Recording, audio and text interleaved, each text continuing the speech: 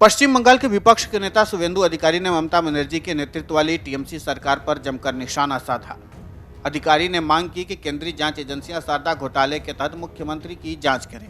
उन्होंने सवाल उठाया कि जब दिल्ली के मुख्यमंत्री अरविंद केजरीवाल के खिलाफ जांच हो सकती है तो पश्चिम बंगाल की सीएम ममता बनर्जी के खिलाफ क्यों नहीं। टीएमसी के राष्ट्रीय महासचिव अभिषेक बनर्जी को केंद्रीय जांच ब्यूरो के एक ताजा नोटिस पर शुभेंदु अधिकारी अपनी प्रतिक्रिया दे रहे थे। उन्होंने ये भी मांग की कि एजेंसी की कार्रवाई तत्काल और सक्रिय हो। सीबीआई ने मंगलवार को अभिषेक बनर्जी को राज्य में शिक्षक भर्ती घोटाले के सिलसिले में एजेंसी के सामने पेश होने को कहा। शुभेंदु अधिकारी हुगली के सिंगूर पहुंचे थे। उन्होंने कहा कि सीबीआई बहुत अच्छा और सक्रिय काम कर रही है। राज्य सरकार के इतने असहयोग के बावजूद एजेंसी त्वरित काम कर रही है। शुभेंदु ने कहा कि टीएमसी विधायक जीवन कृष्ण साहा ने अधिकारियों से उनका फोन छीनने की कोशिश की और सबूत नष्ट करने की कोशिश की। इसके मद्देनजर सीबीआई की कार्रवाई सही है और ये जारी रहनी चाहिए, वरना ममता और उनके लोग सारे सबूत नष्ट कर देंगे।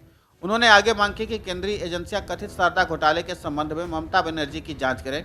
शुभेंदु अधिकारी ने पूछा कि अभिषेक बनर्जी के खिलाफ कई मामले चल रहे हैं। मैं सिर्फ केंद्रीय एजेंसियों से बुआ भतीजा के खिलाफ कार्रवाई करने की मांग करता हूं। सीबीआई के पास शारदा घोटाले के तहत ममता की जांच के लिए पर्याप्त सबूत है, लेकिन ये जांच नहीं कर रही हैं। अगर दिल्ली आबकारी नीति मामले में सीएम केजरीवाल से पूछताछ की जा सकती तो ममता से क्यों नहीं।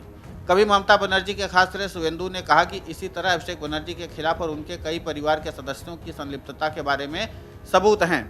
बंगाल के लोग पूछ रहे कि उनके खिलाफ कार्रवाई क्यों नहीं की जा रही है। साथ ही मैं इस मुद्दे को लगातार उठा रहा हूं। रैलियों और अभियान में इस मुद्दे को मैं लगातार उठा रहा हूं।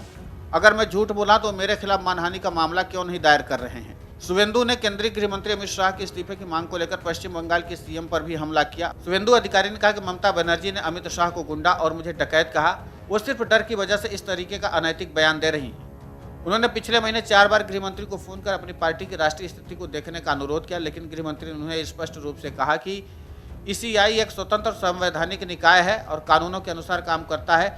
भाजपा नेता ने यह भी कहा कि तृणमूल कांग्रेस ने अपने शासन में हमारे जैसे सक्रिय विपक्ष नहीं देखा है। सीपीएम और कांग्रेस दोनों की उनके साथ सेटिंग थी, लेकिन हम लगातार सार्वजनिक मुद्दे को उठाते रहे हैं और हर भ्रष्टाचार के आरोप की जांच की मांग करते रहे हैं।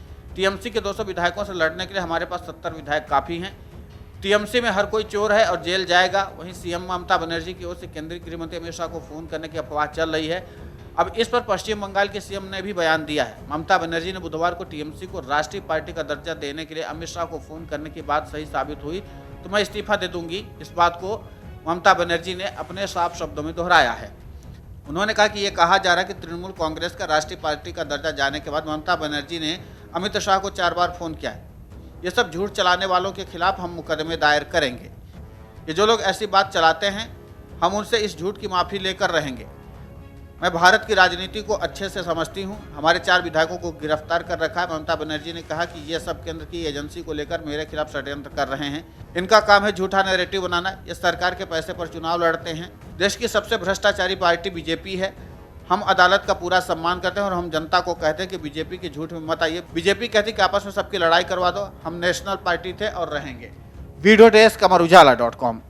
मन से उजाला कर चले, मन से उजाला कर चले, एक अमर उजाला